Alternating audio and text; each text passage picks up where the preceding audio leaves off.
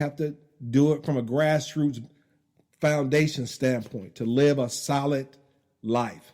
And I talked to one guy and said, hey, one individual said, hey, man, I'm trying to rack up as much debt as I possibly can. So when I die, I want to owe as many people as possible. That's an approach, but that doesn't get you where you need to go. Okay. Car payments, gas, travel, auto insurance, auto maintenance. I like this budget here because it pretty much covers everything. But you can, if you familiar with Excel, spreadsheets, and so forth, you can use this and build your own spreadsheets, and you can add items into it that may be there 1 year or 1 month and not the next month and so forth. So that way you have a visual. And I like the spreadsheet because you can see it. It's a visual instead of these programs where you put the numbers in and then you really don't see everything in comparison the way you need to when making an analytical choice or decision. Then your savings and investments.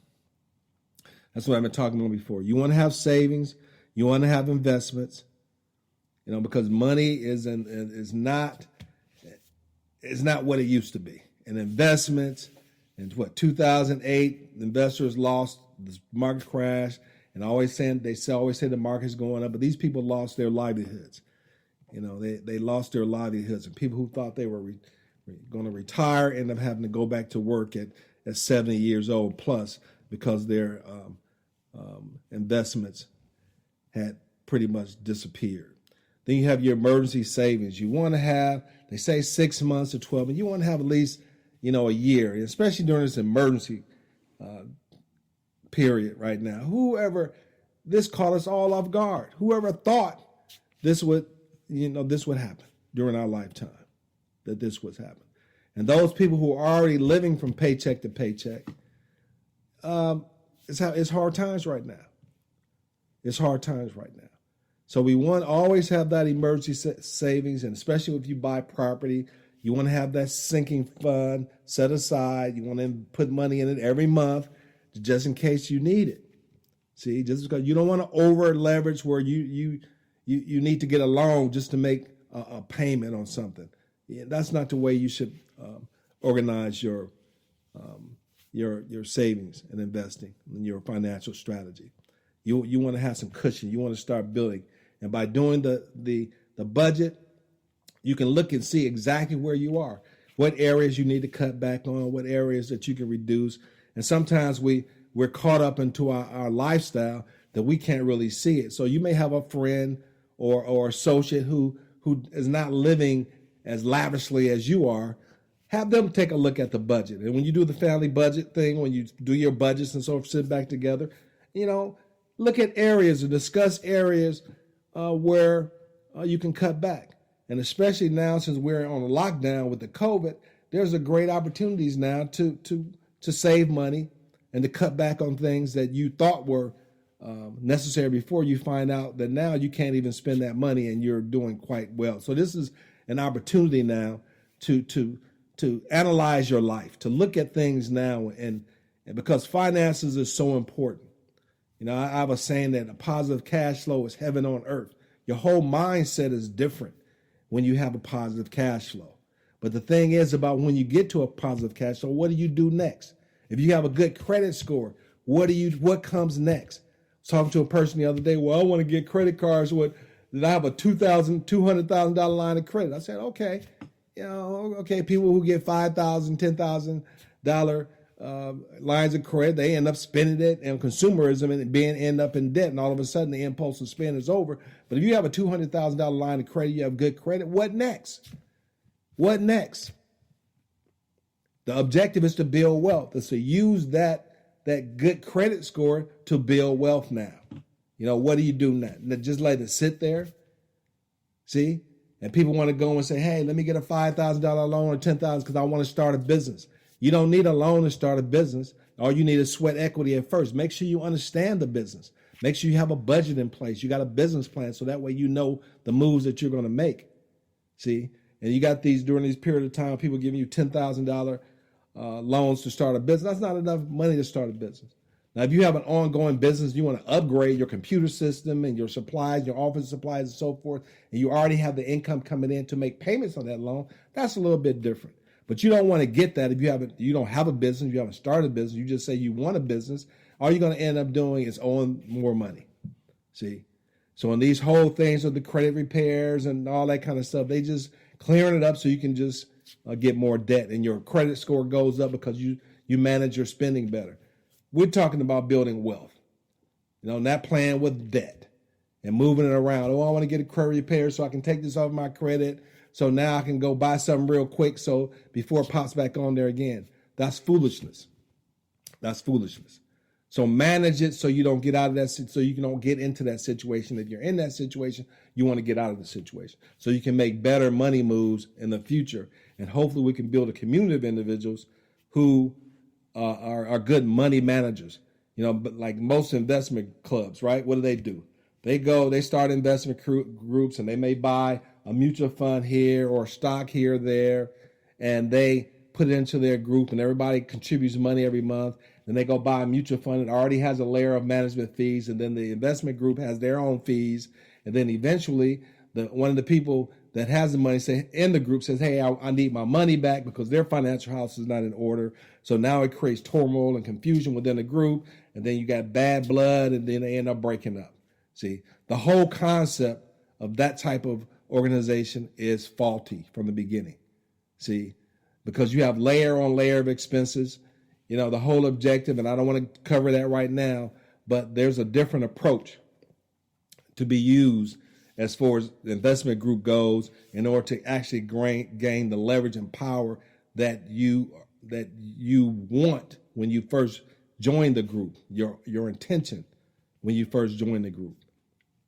All right, then you got your credit card debt, miscellaneous debt, student loans, medical bills, and that student loan thing is a monster. And nobody told you that they pulled the rug from underneath us.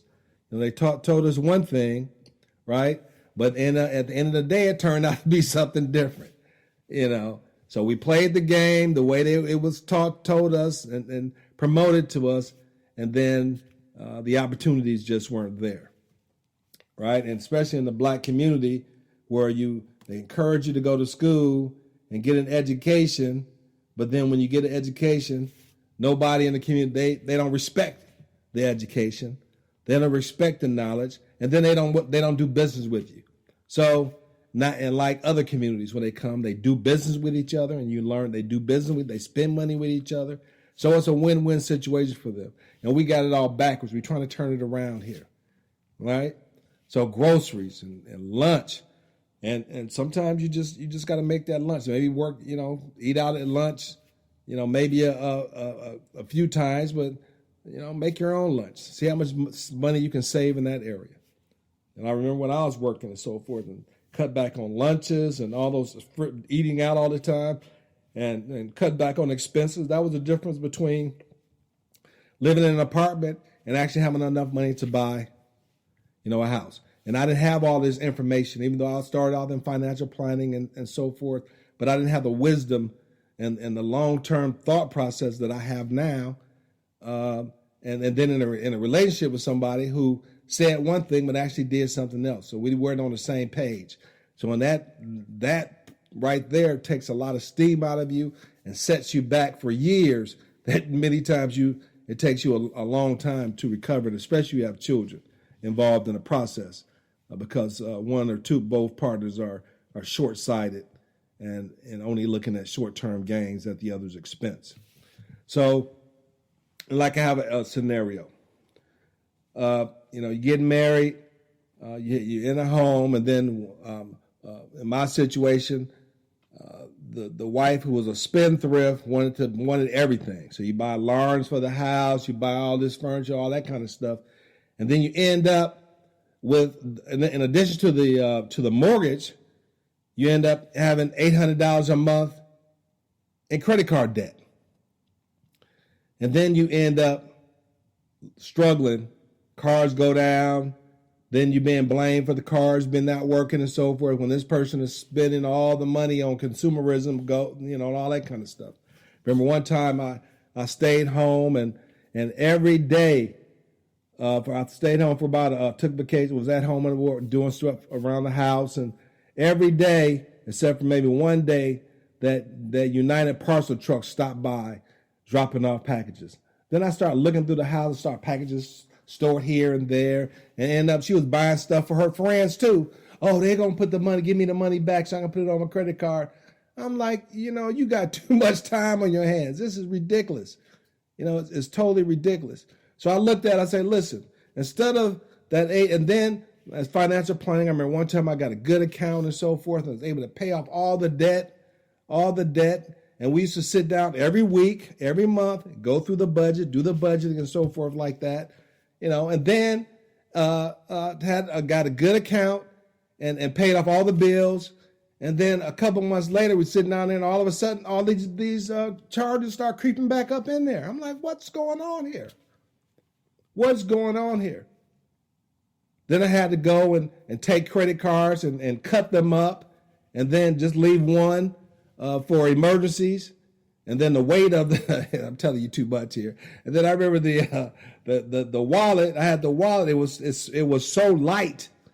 The wallet was, after I took all the credit cards out and cut them up, it was so light. I was like, oh, snap, it's going to go down, right? She didn't say nothing about it, but the relationship started going downhill at that. But I said, wait a minute, I'm the man. And if I lose this house because of you, I'm going to get blamed for it. I'm going to get blamed for it. So I can't let that happen. I got kids in private school, got a brand new house we just bought, modern house that nobody ever lived. It was the house, the show house. See, it was a beautiful home, and I can't let that happen. So I had to intervene, and then, they went sideways from that ways, right? Okay, enough of that. So. But what I was going back to that $800 a month, if I instead of, and we graduated from college, got a nice job and so forth. So the income that was paid on debt, suppose I had taken that $800 and had a person that was understanding, say, wait a minute, we don't need this right now. Let's do what we're doing right now and just still sacrifice, but take that $800 a month and save it. So at the end of the year, you have $9,600, right? So at the end of the year, now you have broke the back of debt, and now you're on a trail of wealth. So, and you're saving $800 a month. So at the end of the year, you can take half of that money, put a down payment on a new car, or go upgrade your wardrobe. Because remember, doing college and so forth, you were barely making it. You were doing without and so forth. So do without for a little bit longer. So now at the end of the year, you take that $4,800, you go buy some furniture or upgrade this or that, put a down payment. And then the next year, instead of investing $800, saving $800 a month, remember you're going to get raises and increases and so forth like that. So you might want to, you can cut that in half maybe for the next year and save only half of that amount of money. And then the other half, you can use it to buy some things, to take that $400 a month, and buy things that you need. And see what's happened? You have changed places with debt. So now you're in a net earner situation. So now you take cash, and now you can go buy stuff that you need. And after a while, you can only buy so much, right? So now you've changed places with debt, and now you're creating wealth. And then you go back, and then and how you invest that money. That's a different story that we can go through later on, because through the remaining material that we have, because that's basically what it's all about, how to create, accumulate, and preserve wealth. And I have experience in these areas, and we can talk about them briefly, at least draw the line in the sand, and then you'll know how to put your professional team together as far as financial planning, your tax accountants and so forth, and your attorneys, so that you know that you need to get advice before you make certain decisions. And let's get back to the budget. And your clothing, you got your doctor. These are the expenses that you need to live. And if you got children, it's even more so.